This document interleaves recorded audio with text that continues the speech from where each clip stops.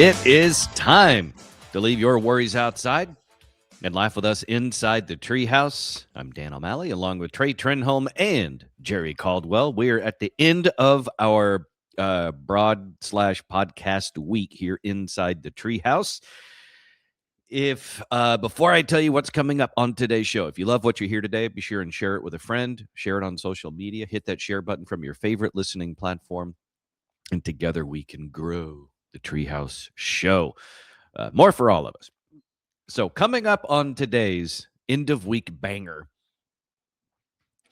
How did I think of it earlier when I was brushing my teeth? Oh, a Newsapalooza, stupid Newsapalooza. That's where we will clean out the files from this week of the things we didn't get a chance to get to previously during the week. So stupid Newsapalooza today coming up inside the Treehouse. Plus,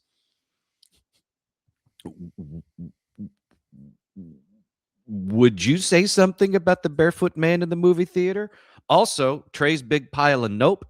And I think it's very important that we start today with some very compelling audio/video. And that stems from former Dallas Cowboys quarterback Tony Romo's arrest in Wisconsin for OWI. There is so much to learn when it comes to this case. The first of which is teaching everyone what OWI means, because it's really hard to keep up with these different initials in different states and municipalities for what things are. Like it used to just be, well, actually, if I'm being honest, there didn't even used to be a driving while intoxicated or drunk driving. It was just, will you make it home? And then occasionally the officer might help you. Then they started, implementing laws and things, and then they started arresting you for it. Well, remember, it was originally DWI, then it turned into DUI. Yep. It's kind of a fascinating transformation of the letters. It's like I don't really know. I know why a couple of them, just because they try to differentiate between like drugs and alcohol or whatever. So I guess this OWI is just an extension of that. But then I guess also because the vehicles people were using weren't necessarily driving. Well, my guess would be, especially I believe that was in Wisconsin, is they needed something broader based other than just a motor vehicle. I mean, we've all seen the stories from tractors to riding lawnmowers and horses. Yeah.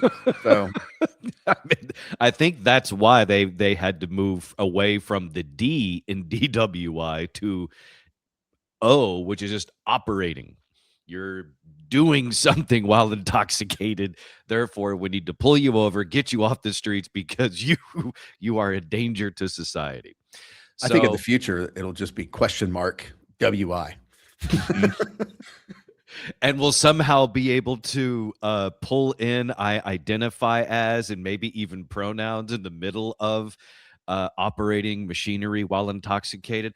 Well, I'm driving a truck, but I identify it as a llama. And my pronoun is he, and they have a pronoun of they for the llama. So let's just integrate all of it together. I think even, a little more simpler and just say, I identify as sober. Yes, that's it. That's the one. Yeah. I identify as sober and you can't question it. Yeah. Now let me go, officer. That actually might be an interesting test of the legal system. So last Thursday, July 23rd, at approximately 5:30 in the afternoon on an I-43 high-rise bridge in Milwaukee, former Dallas Cowboys quarterback Tony Romo was pulled over for erratic driving and then was later arrested and booked on suspicion of OWI, operating while intoxicated. And let's be honest. Let's give our boy Tony Romo credit. He managed to wait until retirement to get his first mugshot. Most Cowboys players knock that out in their first season. Yeah. So, he held off pretty good. So good on Tony. Also, and look, When I first saw the story break, I think I saw the same thing that everyone else did. And that was Tony's mugshot, which, honest to God, may be one of the douchiest mugshots I have ever seen. It's like he went out of his way to channel early 2000s Tony when he was still wearing affliction shirts. And I know that to be the fact. I know that to be the case because I met him on a few occasions. And the first time I met him, he was wearing a white affliction shirt.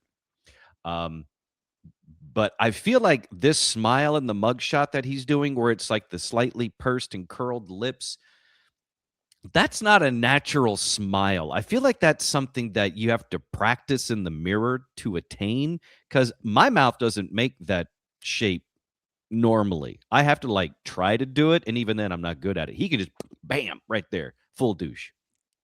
Or he's just stoned to the bejesus. I'm glad you bring that up, because the body cam video of his arrest and investigation on the side of the interstate in Wisconsin was released. And I would like you to watch a little bit of it, and then we can analyze what we think about Romo's state of mind during this traffic stop. So let me pull this up here and hear from our buddy old pals at TMZ Sports. All right, where are you coming from? The golf course. And I'm going to meet Grandma and Grandpa. Okay. All right. I'll take a driver's license from you. You got it. What's your name? Deputy Court. So I want to meet Grandma and Grandpa, and I passed the Gore, which is the place you're talking about that you traveled over. I got it. You're saying I went over the white line. All right, so there's all the initial information. We get an idea of what he looks like, what he sounds like. He's asking her name, which is good charm school 101. You know, like, hey, so what's your name? Not in a necessarily like hitting on way, but just like, hey, let's get to know each other a little bit here. Because obviously she knows his, because it's on his license, and he's also quite famous. But we also get the information as the reason why he was stopped, because the officer says that he had drifted over the white line, i.e. driving erratically, used that as the probable cause to pull him over and then try to ascertain if whether or not he was under the influence. Initial thoughts, Trey? Initial thoughts, you spent the day at the golf course. Chances are you've been drinking. It's funny you mentioned that, because she's of the same mindset. What's a good phone number for you? Oh, darn. Yeah, Jerry, I'm sorry. You're not getting Romo's number in this. It's my dad's. All right. What's your the same last name? Mirror Romo, yeah. So I got the same name. Okay. All right. Hang tight for me. All right, so she goes back to her squad, and then the video edits, and now she's coming back to his driver's side window. All right, how many drinks have you had? You're coming. He said 0, if you couldn't quite hear that. Which is the proper answer. What's that, Trey? That is the proper answer. Don't ever think that you're going to get off if you just go, oh, I've had, 1 or 2, because that opens, you have just given them probable cause. Exactly. So you have been drinking. Mm-hmm. Here's the thing. You say 1 or 2, it doesn't matter. You've just admitted to drinking. It doesn't matter if you think your BAC is below the legal limit. But as soon as you tell the officer, yes, I've been drinking, the amount doesn't matter, because now they know there's alcohol in your system, and they want to find out how much. And she does mention here about how she hits him on the golf course thing here. Okay. All right. Hang tight for me. All right. How many drinks have you had? You're coming from a golf course? I played in a golf tournament in the Wisconsin State Amateur. You're trying to tell me you played golf today and you didn't drink? Mm-hmm. Look, I'm trying to be objectionable here, but I totally get where the officer's coming from, because I don't know anyone except for Trey who plays golf sober. And the only reason Trey does is because he now does everything sober. Yeah, if there was one time, if I could pick a time to drink, it would probably be playing golf. And especially, honest to God, the fact that you've now been sober 10 years and you play golf, I mean, that is, I mean, props to you and your willpower. Because I mean, if there's ever a spot where you might, fall off the wagon or the golf cart, it's gonna be playing golf. and especially if you've been playing in a golf tournament, that's almost just generally a free for all. Mm-hmm. I've helped out with a number of those, including one for the Dallas Cowboys. Mm. It's very wet. It's Yeah, shotgun start, and sometimes they start shotgunning beers. Yeah.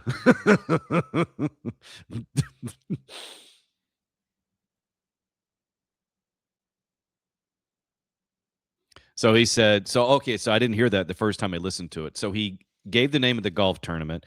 He says it's a USGA event. Therefore, it's more of an official thing. So no drinking involved. This isn't like Golden Tee in real life where you're wearing funny hats and shotgunning things and you're hitting on the cart girls.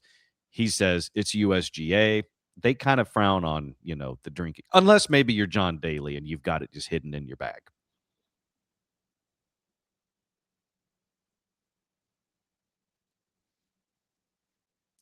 Dan, you realize we don't see the video anymore, right? Oh, my bad. Here we go. Let me pull it back. All right, here we go. You're coming from a golf course? I played in a golf tournament in Wisconsin State Amateur. Okay. So it's like a USGA event. Okay. All right. I'm going to run you through some fields. What's that mean? Field sobriety tests. Are you willing to take any field sobriety tests? Call my lawyer. I'm sorry?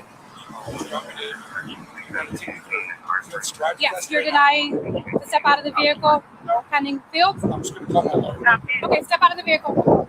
I'm going to call my lawyer. Nope. This is a very crucial moment in the video. Extremely crucial.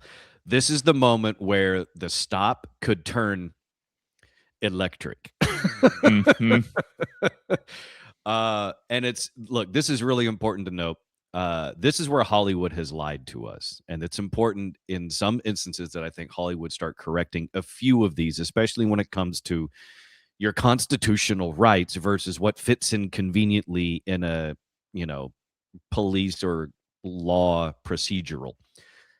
There's no such thing as you get one phone call when you get to jail. That's not a thing. You can get calls. There's no such thing as calling your lawyer in this situation. Everything you're supposed to do is follow the officer's instructions. And if you don't, then other things can happen. Well, if you haven't been Mirandized, you have, that's all out the window.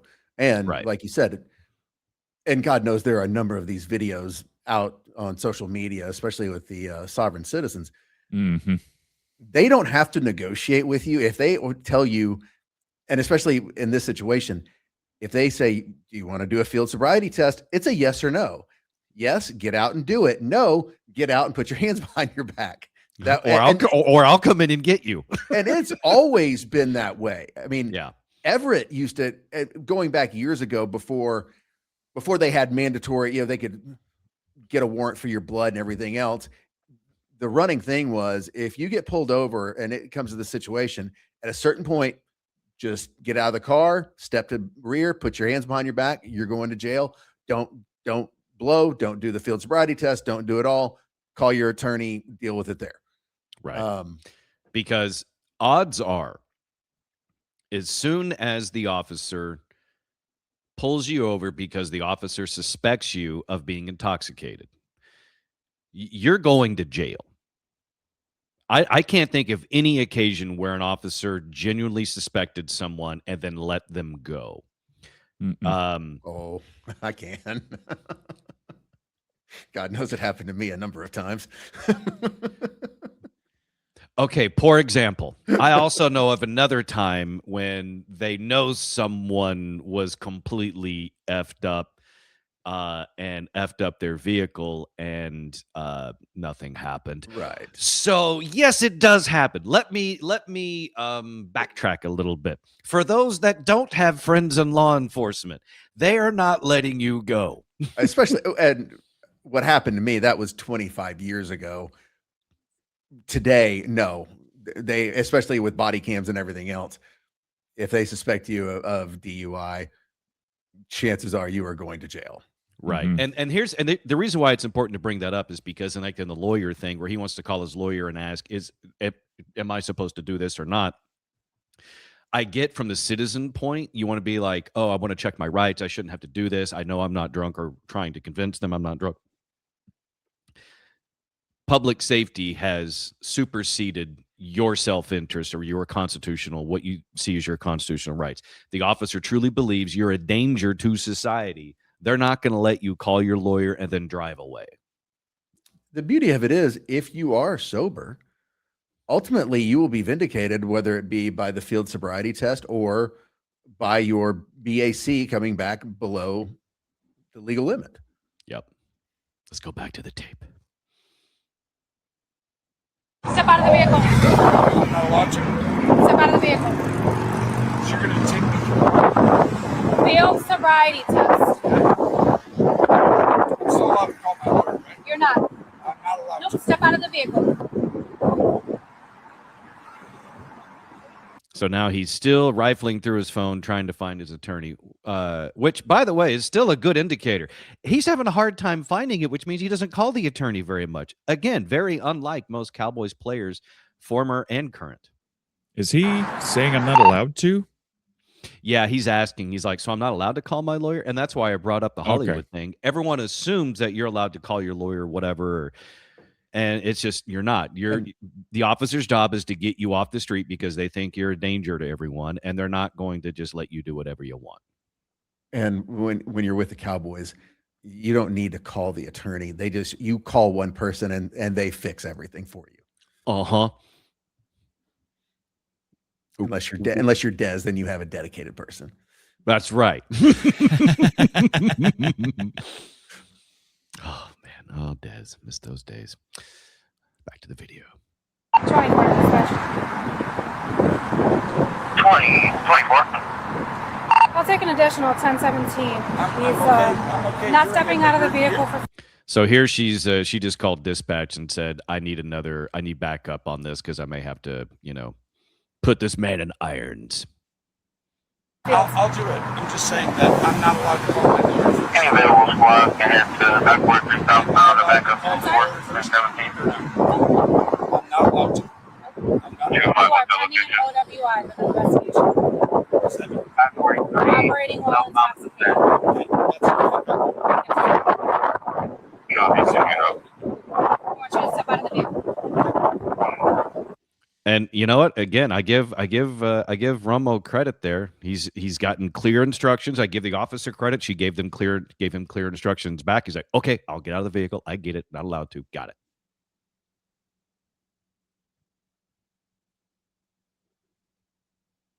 So We can't see seatbelt the off. video. Did I forget to add it back? My bad. Here we go. So here he's just getting out of the vehicle. Seatbelt off.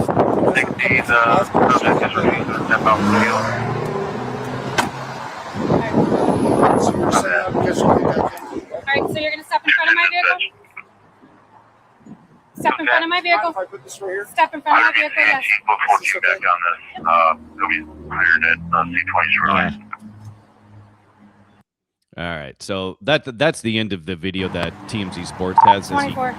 makes his way back to her vehicle. She says for backup, you don't need to hurry. He's out of the vehicle now, and he's going to do some tests. So now that you've seen the entirety of what we've seen so far, what is your assessment on our boy Tony? I mean, not hammered, but I'm going to go with, he definitely had a few beers on the course.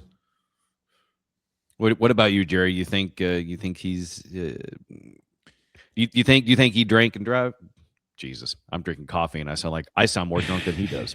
He is definitely off. Definitely. It's interesting because I was watching and I was like, I mean, I don't see him every day. I don't see him when he's not, commentating on football games. He seems okay. Seems really tired. Yep. And I see what he means. He's like, I was at a USGA amateur event. There's not drinking during that. Okay. But there's also the 19th hole. You telling me, yeah.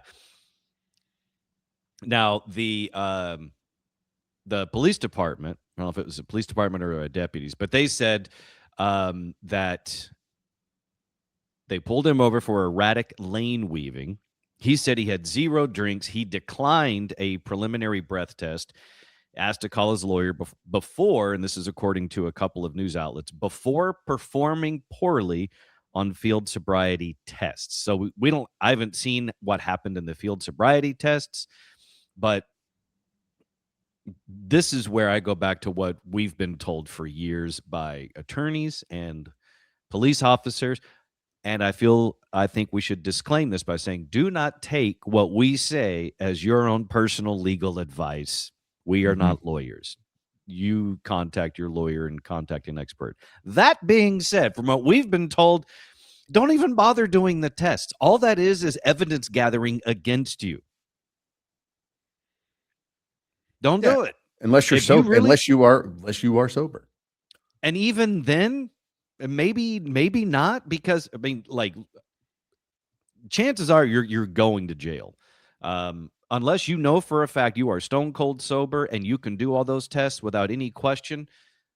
I wouldn't even recommend it. You're just killing time. You're like, you're gonna go to jail, so you just get it over with. It's like you said, go to where they tell you, follow the directions, and just say, I'm not gonna do it. Only different, I believe now, if you refuse, you get an automatic license suspension in most states. That would be where it'd be really smart to ask an attorney to see if that's the case. Or, and it's easy for me to say now as I'm almost 10 years sober, don't drink and drive. There is that. I hate it when you're right. Hey, man. 10 years sober. I still will go out on occasion and drink, and I know better than to do that. So it is one of the greatest miracles of life that I got through 25 years of alcoholism with nary a DWI. I got arrested for one, pulled over for one. I actually got pulled over because I didn't have a front license plate. And honestly, of the thousands of times I could have been busted, it was the one night where I really wasn't. And the only reason he hauled me in was because I'd been out at the Indy race the night before and there was an empty beer can in the back of my car. But my intox video was perfect. I refused to blow. Intox room video was perfect. Even the officer on the stand, everyone asked him, how would you grade that? He was like, oh, B-, C+. He goes, really, where's the mistake? Fine, an A-. Damn, Everett, get in that ass. Because I hadn't seen it. We went to try. I hadn't seen anything. And then Everett comes out of the room where they meet with the DA right before the trial, kind of look over everything. And he came out smiling. He goes, you're good. He's done enough of those cases. He knows where this case is going to land. Right.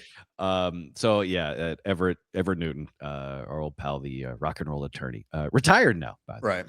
Mm-hmm. So he did so well at defending you and so many others. He's like, yeah, I'm good now. And he also doesn't drink. Mm-hmm. So he's never had one either, as far as I know. And again, I hate that you're right. But I also am with you that there have been times where I was like, oh, I should not have made that home. Mm-hmm. Mm-hmm. Well, the other wrinkle to this, I just want to mention this quickly. Someone had reached out to CBS Sports to see if Romo's arrest for OWI would affect his employment. And they're like, no. you really? Yeah. All the things that former players and coaches have done and are currently doing, an OWI arrest in Milwaukee where Romo is polite, maybe intoxicated, but he's not belligerent. He's not dropping in bombs. He's not punching anybody. He's not sleeping with somebody else's wife. He's not murdering anybody. CBS Sports is like, please, he's fine. If anything, it just makes him cooler. Well, but CBS Sports also has a history. They're great, possibly their greatest play-by-play man, Pat Summerall, was hammered in the booth for years, both football and golf. I mean, it was known that he and Ken Venturi doing golf would polish a fifth a day. So they don't have, their history. Honestly, they're like, yeah, you know what? Maybe that'll make him a little better. Here, have a cocktail. You know what? Honestly, maybe that's the reason why Romo decided to go with CBS Sports, because he's like, hey, that's the party channel. Yeah.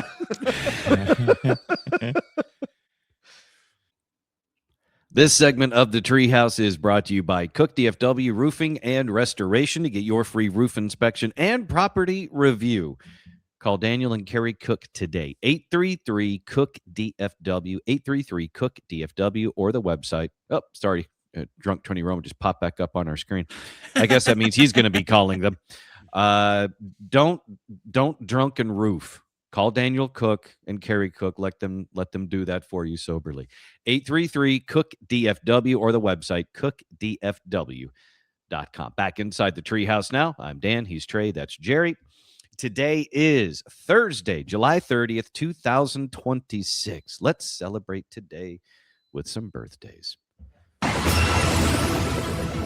Also, quick note, I can't believe it's almost August. Right.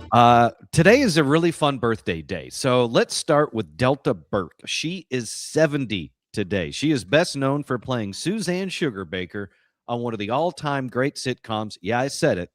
Designing Women. An outstanding cast that included Delta Burke, Annie Potts, the two other ladies, and a goddamn legend in Meshack Taylor. And Gerald McCraney, wasn't he on there? Yeah, I think he was, because at the time, Gerald McCraney and Delta Burke were married. I thought they met on Designing Women. Maybe they did, yeah. And then he went on to have one of my favorite sitcoms as a kid, Major Dad. Who I never watched that. Who knew the Marines could be so funny? And Designing Women was a good show. I never was glued to it. I wasn't glued to it, but I lived with my grandmother, and I watched a lot of what she watched. So, yeah, that's why I'm very familiar with Angela Lansbury and Matlock. Same. But yeah. And that's interesting you said, because the Golden Girls was a great show, but it has remained. It sometimes people it's a secret like. Mm-hmm. I'm drawing a blank on what there's a name for that, but Guilty Pleasure. Guilty Pleasure. Yeah. Yeah. I wonder if Designing Women has fills that same void. I'm gonna have to go back and watch a few episodes, because I do remember it being really funny.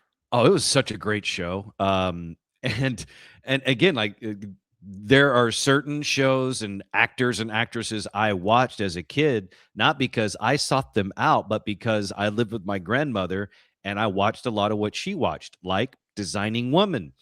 You mentioned Golden Girls. I'm not a Golden Girls retread viewer like so many people are today, where they're like, oh, look at this old show I found. No, I was a first run Golden Girls bro. Mm-hmm. Me and my grandmother watching Golden Girls and loving Ruth and Blanche and all of it. So yeah, Designing Women, Golden Girls first run, Matlock, In the Heat of the Night. Anything with Angela Lansbury. Murder, She Wrote, absolutely. Sunday night, glued to the TV. Dallas. Mm-hmm. Dynasty. Mm-hmm. Yep. Knots Landing.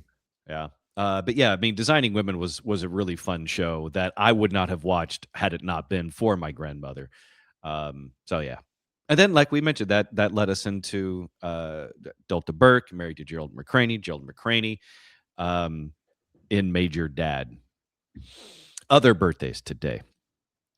You know how earlier in the week we dissected the Karate Kid movies, 1, 2, 3, and 4? Mm-hmm. Hilary Swank is 52 today. Another example as to the reason why we do birthdays. We'll bring up something just completely randomly, and then it'll pop in later on the week. It's that person's birthday, and here we are. She's a 2-time Academy Award winner, despite Karate Kid 4. Yeah, that really is impressive because typically a Karate Kid 4 is going to hang around your neck like an anchor. Mm-hmm. I mean, it really is. When you think about Hollywood careers and how impressive it is that some actors were talented enough or were fortunate enough to be cast in roles despite some of their earlier works, it's fascinating. Hilary Swank is one of those. Ben Affleck to me is kind of one of those because I still remember him in the After School Special where he's the high school guy taking steroids. Does Ben Affleck reach the same stardom if it's not for a movie that he and Matt Damon wrote in Good Will Hunting? Maybe not. And since Tara and I just rewatched Good Will Hunting, we went back and looked at sort of like what they had done before that movie. And it's not like those guys were struggling that hard, because the way my memory worked was I thought that they had next to nothing. And that's the reason why they had written Good Will Hunting. And then that catapulted each of their careers. But even before Good Will Hunting, Matt Damon was in School Ties opposite Brendan Fraser. Ben Affleck had already been in Mallrats, I believe.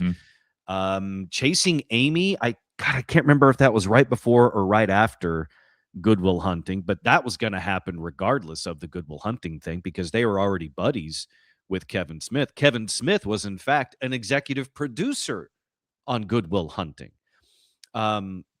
So would they have had the same career? I don't know, but they would have each had some type of a career. See, I remember more Ben Affleck than I do Matt Damon as being a B-roll player, not the main star, but in a lot of movies. Yeah, Good Will Hunting definitely served as a slingshot for Matt Damon, absolutely. And it was interesting seeing him in Good Will Hunting all the way back in 1998, and that was coming off of having just seen him in The Odyssey, 30 years later. It's like, man, you talk about a solid career. Have you seen the meme going around of like Hollywood has spent $650 million saving Matt Damon, just trying to get Matt Damon home? Yeah. It really is. It's amazing because you've got The Odyssey, The Martian, Interstellar, another Christopher Nolan because he was trapped on a planet there. Saving Private Ryan. Saving Private Ryan was another huge one. And these are all massive movies. Yeah. I mean, that's what Hollywood has spent on trying to get him home. But the box office grosses on getting him home is in the billions. Oh, yeah. Oh, it's been worthwhile. Oh, it's really great. Like, you want a successful film, you find a way to get Matt Damon home. Yeah. Get him lost and get him back home. That's right. It's an amazing formula. Other birthdays today from Friends. Lisa Kudrow is 63 today. She's Emmy-winning actress. Right. Of course, played Phoebe Buffay on Friends. She's got a new show that I think is now actually ending. It's on like its third season or something. It was called The Comeback. And keep in mind, all the Friends cast, they still make roughly $20 million a year in royalties. Not so much Matthew Perry now. I don't know how that works on their contracts, if that goes away or if it somehow goes to his estate or something. I don't know how they've worked all that, but it was good to be on Friends. Mm-hmm. Laurence Fishburne is 65. You talk about another interesting career. I remember when Blackish came out, the television show, and it showed Laurence Fishburne as like the dad or grandfather on it. And I was like, why is he doing TV? He don't need to do that. He's like bona fide movie star. But he's like, you know what? I got time. I'll do it. Well, and the rules have changed. I mean, it used to be if you were a movie star, you dare not do TV. Right. And if you're a TV star, you probably aren't going to get into movies. But I think the thing that shocks me more than anything is that Lisa Kudrow's 62 and he's 65. I would have thought he was in his 70s. Much older. like Yeah. 90. Like, had I said Laurence Fishburne was 85 instead of 65, I think you would have believed it without question. Oh, far more than 65. Yeah. Yeah, Laurence Fishburne 65, Lisa Kudrow 63. I mean, damn. So that means because Boys in the Hood is probably, it's getting up close to 40 years old. I know. So he's the dad in Boys in the Hood. And he was like 22. Right. On the other hand, maybe that was super accurate for the film, which means I guess in the character arc of the time, he may have been 22 playing a character that was 30. But yeah. Wow. That means he was in his 40s in the Matrix. Yeah. Holy cow. Mm-hmm. You're now older than he was in the Matrix.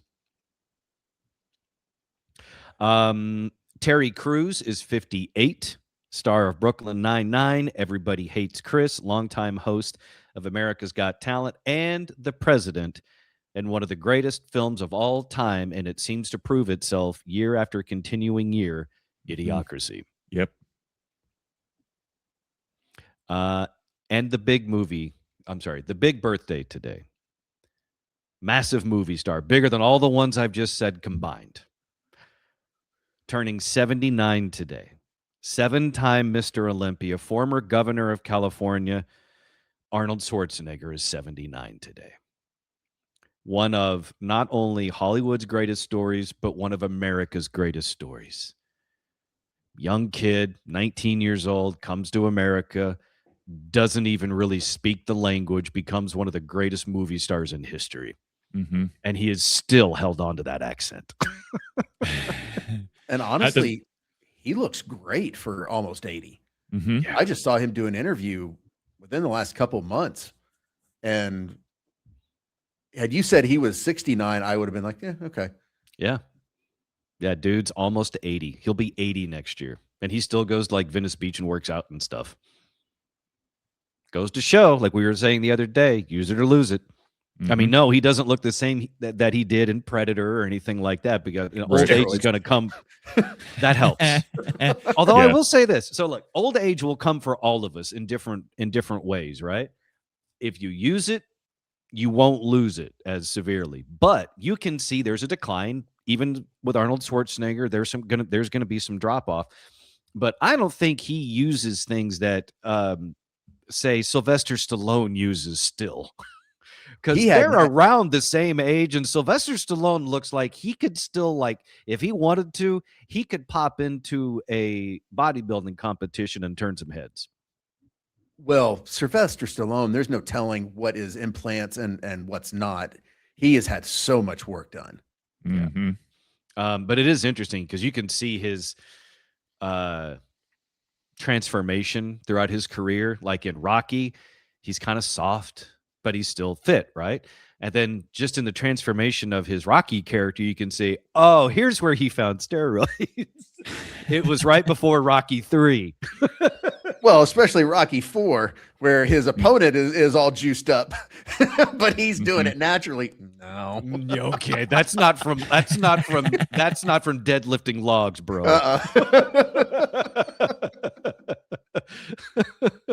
Those are the Needle Twins. Yeah. This segment of the Treehouse is brought to you by our Patreon. If you want more Treehouse in your life, go to patreon.com/treehouseonair and subscribe today. 3 different levels to choose from to get subscriber-only content. Excuse me as I burp up my breakfast. Video and bonus stuff. All there inside Treehouse Plus, Super Plus, and Ultimate Treehouse. Go to patreon.com/treehouseonair to subscribe today to get more Treehouse in your life. I'm Dan, along with Trey and Jerry. Before we hit to Stupid News-a-Palooza, I have to show you this. On Reddit, someone said, I always thought it was just an urban legend and nobody could actually be this disgusting.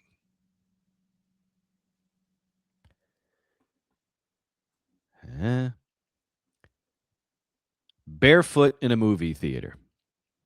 But not just barefoot in a movie theater, bare feet perched up on the seat back in front of him. The ultimate question is, with a barefoot individual with their feet on the seat back in front of him in a movie theater, do you say something? Yes. What do you say? Whether their feet are covered or not, get them the hell off the back. You're too close to my head, man. Put your feet down. So put them in your own chair. You're thinking the same thing I was, which is the person that took the photo is sitting a few seats to the side of the barefoot person.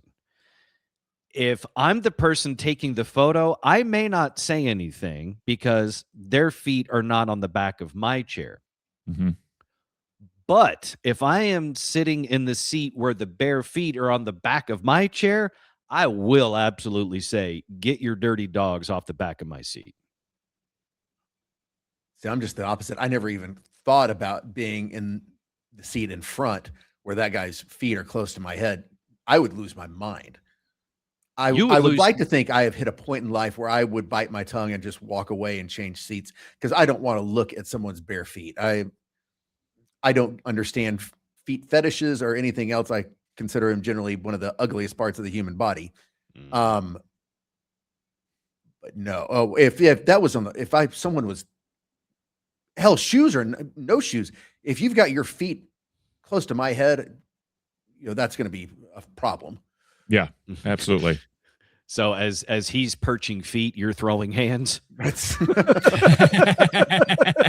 Again, I would like to think I have reached a point in my life of calmer, peaceful, more enlightened, where I am just going to get up and move and just not let it bother me.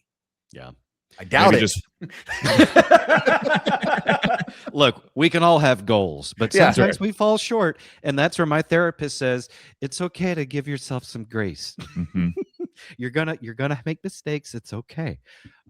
So you, Trey, would say something if you were a couple of seats to the side of the barefoot guy in the movie theater. I think I've reached a point in life where I would just get up and move. Yeah. I think without necessarily causing too much of an incident or instigating too much, I would stare at it from the side. If I was a person on the side, I would stare at it. I would stare at the feet, and I'd look at the guy in the face, stare at his feet, and I'd just be like, dude, really? And if he doesn't do anything, then you know what? It doesn't necessarily directly affect me because his feet are not on my chair. But again, I go back to, if I feel like if I'm in the chair and I feel a little push forward, do not put your feet, whether they are covered or otherwise, on the back of a chair I am sitting in. Right. Especially if I move. Get them off. But see, absolutely, if they're barefoot, like if someone does that and I look to see and I can see legs perched on the seat, I'm going to stand up and look down. And if I see if I see piggies looking back at me, we're going to have a problem. We're going to have a problem even if it's just shoes. I'm just going to be like, that's not cool, dude.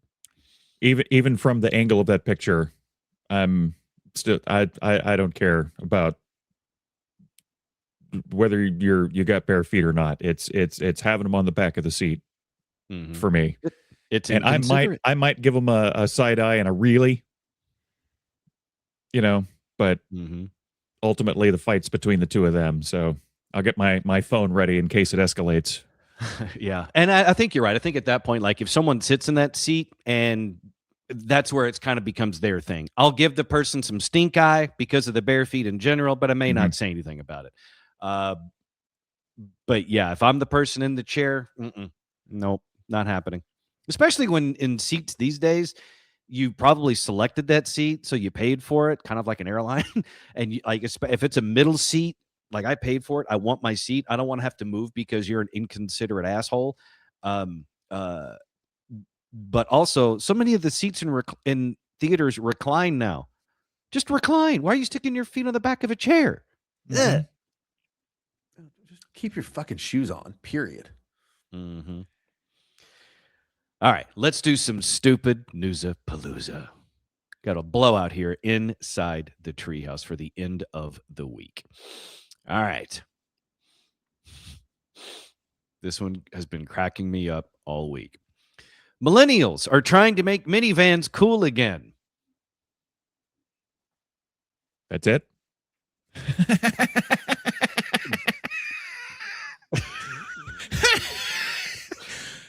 Oh, I thought this was going to be some kind of decoration or mod trend or something. Just No. my minivan's cool. I'm going to give a shocking take here. Minivans have gotten a bad rap. Wow. I would never drive one, Mhm. but if I had a family, I totally get it. You got TV. I mean, they had more tech in them than cars did for the longest time. You had True. screens. You had all the things you need to keep a child's attention on something and not bothering you of, are we there yet? Mhm. So yeah, I don't know that you can make them look cool, but I don't hate them. Millennial parents are changing their minds about the minivan. Or as some would say, they see me rolling, but maybe they won't be hating. A TikTok video showed off lounge-style chairs with built-in ottomans and 14-inch screens in the back of a Kia Carnival. Another proudly shows off a Toyota Sienna proclaiming 18 cup holders, but y'all still thirsty. And another mom turned her minivans into a mobile living room, but not without throwing out the old stuff with an enthusiastic yeet. Minivans, once the de facto soccer mom vehicle of choice, are making a huge comeback. Long considered a dead segment, minivan sales grew 21% in 2025, selling almost 400,000 units, according to Edmunds. The minivan is back. From a practical standpoint, I get it. Minivans are smaller than the Tahoe, than the four-door Tahoe. They're smaller than the Suburban, the Ford Expedition, the Jeep Grand Wagoneer. I drove one of those. It's so hard to park these vehicles. They're no longer SUVs. They're small buses. So the please. minivan. That's bullshit. It's not. First of all, no, it is, because they've been the same size forever. Now you have cameras and all the other things that makes parking them so much easier. Well, I'm not saying it's impossible. I'm just saying that's a big, big vehicle. And a minivan is more practical because you can usually fit the same number of people in a minivan that you can in, say, the Grand Wagoneer or a Suburban, especially when you factor in the cargo space in a Suburban. And they're a little smaller, get better gas mileage. So I get it from a practical standpoint. The minivan makes sense, but they've almost, they came this close to extinction. They almost stopped making them.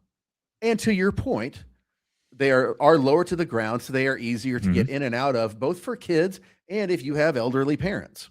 Mm-hmm. But just the fact that they've grown in sales 21% in 2025, that's amazing to me, because there's really only so many brands that even still make a minivan. And I just mentioned like the Kia Carnival, the Toyota Sienna. I mean, I didn't know that one was still a thing. Yeah, I think they may have stopped making that one. And then now they're like, well, maybe we need to bring it back. Which one? The Toyota Sienna. Oh, I was going to say Honda. I don't know if they still make the Odyssey or not. And I also get it because car prices are friggin' ridiculous. Mm-hmm. And a tricked out Tahoe, Yukon XL, whatever, you're looking at $80,000+. Easy. See, I was thinking it was like getting the used minivans and tricking them out yourself aftermarket. You know, sure, do that too. Makes a lot of sense to me. Hell yeah, go find you a Good Times van and turn it into a kidmobile. Whatever works for you, man. That's what they need to bring back. Is the old? I used to call them the naked lady vans. Yeah, old vans would have the cool artwork on them. I got some memories in those. I bet you do. Probably I like your version of it, Trey, because my mom referred to him as shaggin' wagons. I mean, she wasn't wrong, and it really threw me off because my first car was a 4-door Blazer, not the big one, like it was the small S10. And one time she referred to it, she's like, "So where are you and your buddies going in the shaggin' wagon?" I was like, "Don't you ever say that again, Mom. That's just." Oh, I don't know if that was a strategy on her part to get me to not want to have sex in that car. But as soon as she referred to it as shaggin' wagon, it just nope, no. Interesting. She referred to it with you and your buddies. Also that. Totally I got knew over what she was it. doing. Yeah. I got over it. Don't get me wrong. I got over it, but yeah, I just didn't like her referring to it in such a fashion. But it is interesting because like there was a guy I worked with a handful of times when I was working at the Fan. He was a beat writer for the Texas Rangers. I think he worked for the Morning News for a while, ESPN Radio. His name was Richard Durrett. He's a great guy, a great family man, very talented man, and I really enjoyed the times I worked with him. And he died at the age of 38 very suddenly. And one of the stories that came out about him after the fact was how much of a dedicated family man he was, specifically when it came to the minivan. The stories about him were he loved his family and loved his kids so much, he couldn't wait to be the dad driving them around in a minivan. And I thought that is such a Richard Durrett thing because he was a good dude, really dorky looking, and him in a minivan, just perfect. But one of the few people in media and I remember I met him one time but knew people that knew him, but one of the few people that actually you did not hear anything bad about. That was a great, great dude. Yeah. And the fact that he was like, yeah, I'll drive the minivan. It's like, of course you would. And you know what? Own it. Absolutely. Yeah. Wear the white New Balances, black socks up to the mid calf, whatever. But yeah, so when I think minivan, I think of him. But then also when I think of minivans, because like I said, they almost died out. Like they had there not been this increase, the industry might have said, what's the point of still making these things? No one uses them except for like cab drivers and stuff. But let's be honest. I mean, the SUV is the new minivan. The SUV is the new station wagon. There's really not many station wagons around. You get like the occasional, I think it's like the Subaru Outback, and that's about it. But let's be honest. All an SUV is a tall station wagon. Mind you, now some of that's an American thing because like station wagons are popular overseas and they don't understand our love of the SUV, but they generally don't have the spaces we do to park and do everything else. So you almost have to order station wagons. I have a friend that loves station wagons. Like I'll never understand his. I mean, he had a Volvo one and he loved it. Like I was going to say that's the one I was thinking of. It's got to be the Volvo, right? Yeah. Well, single guy with a station wagon obsession. And the Volvo one specifically, that is the shaggin' wagon, and he should change the letters from Volvo to Volva. Because that's his goal. Well, sadly, his Volvo broke, so you hate it when that happens. Yeah. All right, last bit here. I got to mention this. This is headline only because that's all it needs to be. A family is furious after a car dealership sold an elderly blind man a car.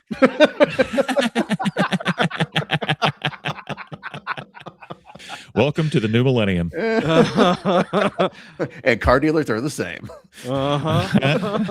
Hopefully it was a minivan. Yeah. All right. For all things Treehouse, hit treehouseonair.com. And again, if you love this one, hit that share button from your favorite listening platform. Send it to a friend. Send it to an elderly blind relative who is driving down the highway. And I don't know if you read the full story, but the worst part is they tried to get him to take it back, and they offered him like half what he paid for it. Those motherfuckers. Did they tell him? Because he's blind, so he wouldn't know the difference. Sorry, sir. You drove it off the lot. It immediately depreciates. Mm-hmm. Oh, man. What a bunch of dicks.